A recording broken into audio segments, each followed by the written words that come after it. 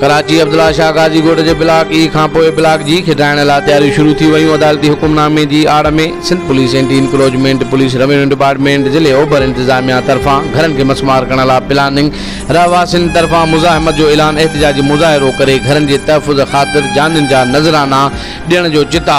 उते मौजूदु एहतिजाज कंदड़नि जो चवणु हुयो त रहंदड़ सिंधी माण्हुनि जे जा आख़िर घर छो था ड्राहिया वञनि ऐं सिस्टम जे नाले सां उहा ताक़त, भौतारगी, सरमाएदार ऐं भरमार पंहिंजो पेट भरण लाइ शर्म, हया, इंसानियत, तहज़ीब, इख़लाक़, शराफ़त ऐं भाइपे जा सभु लीका लताड़े पाण खां हीणे ऐं कमज़ोर तबिके जी निड़ीअ ते लत रखे वॾो हुअण वारी मोतबराइप ऐं चौधराइप जे बुनियाद ते उन्हनि जो आख़िरी गिरह बि खसे पंहिंजूं तजोरियूं भरियो था। असीं सिंधी क़ौम हिन वक़्तु सिस्टम खां पुछणु चाहियूं था त अवी आख़िर असांखे हितां कराची मां छो था लॾाइणु चाहियो?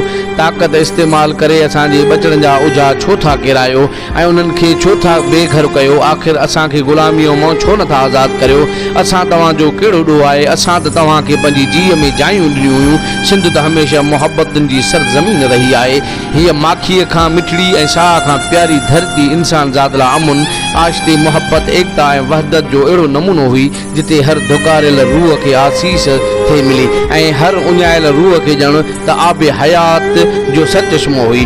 पर हाणे उहा सूरत हाल आहे जो सिंधियुनि लाइ हर तरफ़ खां कारा नांग नज़र पए अचनि, जिन में शिकिल त ॾाढी सुहिणी पर अंदरूनी रूप वीह सां भरियल आहे। जेकी सिंधी माण्हू मुहबत जा पालणा हार आहिनि, अॼु उन्हनि खे मजबूरन रोड ते एहतिजाज करण ते मजबूर कयो वियो आहे। वधीक क़ौम परस्तनि जो चवणु हुयो त न ई ब्लॉक जो आहे न जी ब्लॉक जो आहे।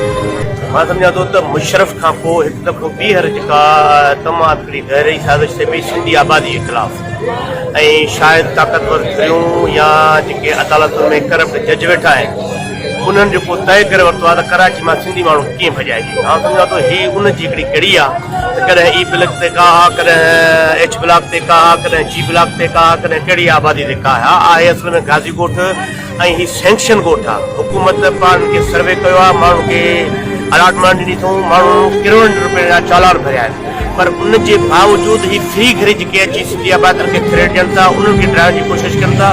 हिकिड़ो ई हुनजो मक़सदु आहे त हीअ ज़मीनूं करोड़नि रुपए ॾियूं न ऐं मुख़्तलिफ़ बिल्डरनि खे विकिरो करणु चाहिनि था। असां ही सिंध हुकूमत खे या हुन खां घुर था कयूं त तव्हांखे जेके गैर मुल्की आहिनि, जेको अदालत बार बार तव्हांखे चए थी त बाबा गैर मुल्की आहिनि उन्हनि जो आबादियूं तव्हां ख़ाली कयो, उन्हनि खे पंहिंजे वतन न मोकिलियो। कराची बदमनी केस में सुप्रीम कोर्ट जो डायरेक्शन आहे, उन ते अमल कोन थो थिए, पर हीअ धरती धड़ी उन जा उनखे ख़ाली खपनि, उन जूं ज़मीनूं खे खपनि जेका कैंप्स कोरकदा को अॼु ॻोठाणनि सां गॾु वेठा आहियूं ऐं जंहिं क़िस्म जो एहतिजाज थींदो सिंध यूनाइटेड पार्टी ॻोठाणनि सां अमल में गॾु वेंदी आहे जो असांखे मौजूदु